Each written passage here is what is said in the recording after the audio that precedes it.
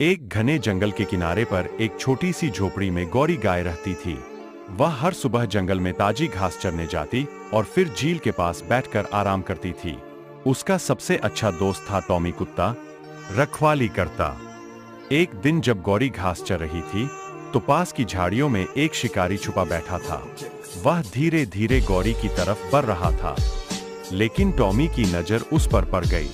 वह जोर जोर से भौंकने लगा और शिकारी की तरफ दौड़ पड़ा। शोर सुनकर